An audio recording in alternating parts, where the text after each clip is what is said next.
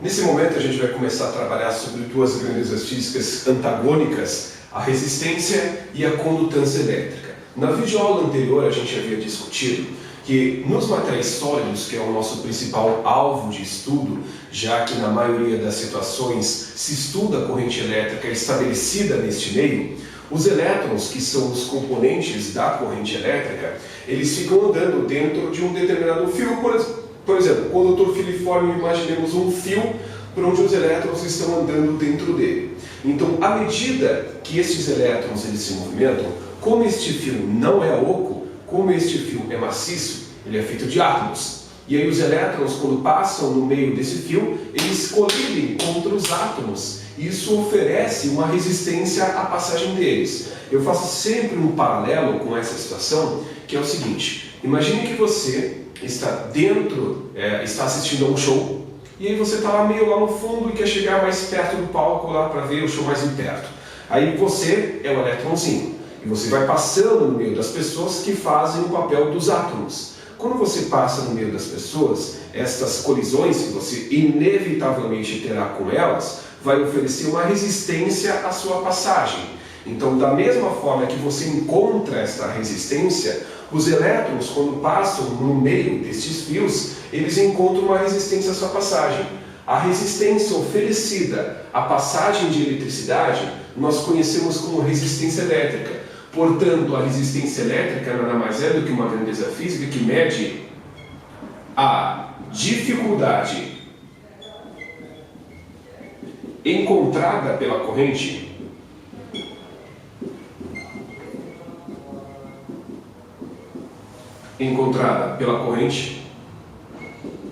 para atravessar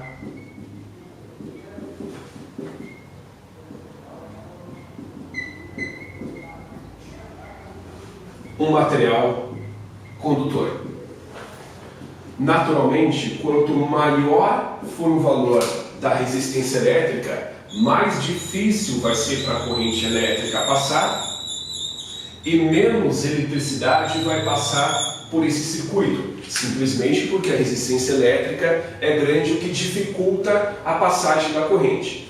Conceitualmente é isso que eu tenho a lhes dizer. Matematicamente, a resistência elétrica pode ser calculada pela célebre fórmula do Rui, onde este U, que aí aparece, representa a DDP, a tensão que é estabelecida nos terminais deste condutor, e este I, conforme nós tínhamos visto antes, representa a própria corrente elétrica que passa neste material condutor. Pois bem, as coisas funcionam agora da seguinte maneira.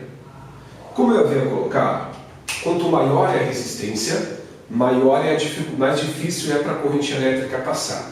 Então, uma coisa que é extremamente importante que vocês saibam é o que acontece com a corrente elétrica quando a resistência do condutor muda, mantida constante a tensão. O que eu quero dizer é o seguinte: quando a tensão num condutor é mantida constante, matematicamente falando, a resistência elétrica nesta expressão, a corrente elétrica é inversamente proporcional à resistência. Ou seja, quando a resistência elétrica aumenta, a corrente elétrica diminui e vice-versa. Eu sei que a corrente é inversamente proporcional à resistência, porque numa fórmula, a regra prática para saber se duas coisas são diretamente ou inversamente proporcionais é a seguinte: se as duas grandezas que tu estás comparando, uma está na parte de cima e a outra está na parte de baixo da fração, como acontece com resistência e corrente, é porque estas duas grandezas são inversamente proporcionais. Se as duas grandezas que você está comparando estão na parte de cima de uma fração, é porque elas são diretamente proporcionais. Portanto, a situação vai mais ou menos assim. Por esta equação, pela fórmula do Rui, quando a tensão é mantida igual, é mantida constante, o aumento de resistência elétrica provoca uma queda na corrente. E a recíproca também é verdadeira. Mantida a tensão constante, se eu diminuo o valor da resistência elétrica, a corrente elétrica aumenta proporcionalmente. Pois bem, esta é a história. Esta é a relação de dependência entre a resistência e a corrente, mas esse meu raciocínio só é válido se a tensão for mantida constante, porque aí se a tensão muda, isso que eu acabo de concluir deixa de ter validade, que a gente tem que analisar outras coisas envolvidas neste processo. Mas por hora, o que basta é mantida a tensão constante, resistência e corrente é inversamente proporcional à resistência. A análise dimensional aqui se faz presente também, é importante que vocês fiquem atentos quanto a isso, porque as unidades que são usadas para se expressar a resistência elétrica são as seguintes. DDP, ali representada pela letra U, é expressa em volts. A corrente elétrica, ali representada pela letra I, é expressa em ampere.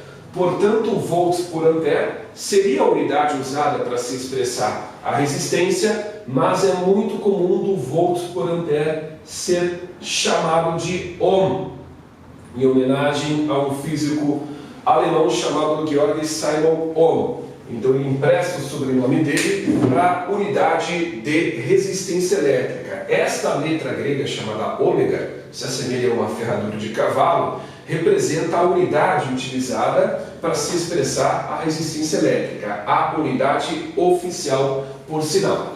Como eu tinha colocado no início dessa aula, a gente vai ver nesta pequena videoaula dois conceitos que são antagônicos, porque se a resistência elétrica mede a dificuldade encontrada pela corrente para atravessar o material condutor, a condutância representa a facilidade encontrada pela corrente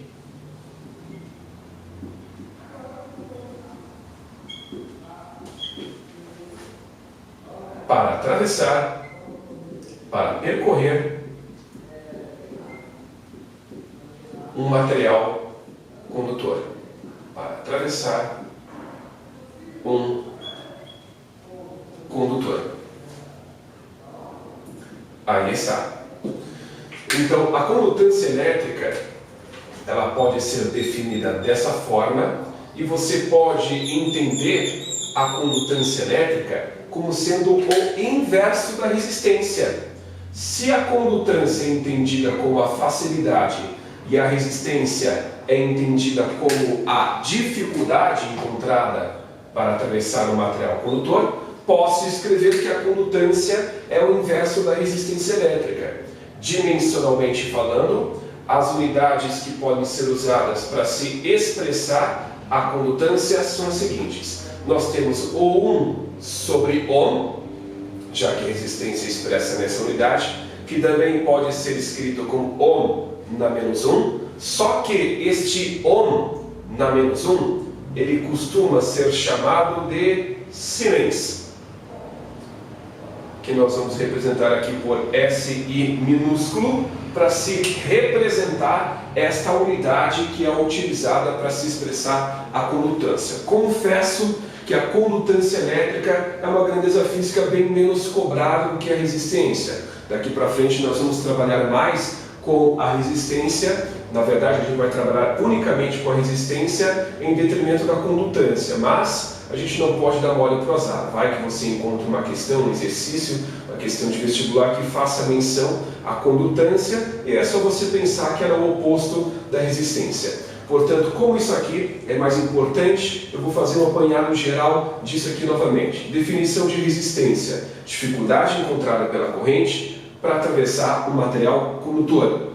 Muito bem, matematicamente falando, a resistência é calculada pela fórmula do Rui, e nessa expressão eu mencionei que corrente elétrica e resistência são inversamente proporcionais para uma mesma tensão, o que significa que quando a resistência do condutor sobe, a corrente cai, passa menos eletricidade no circuito.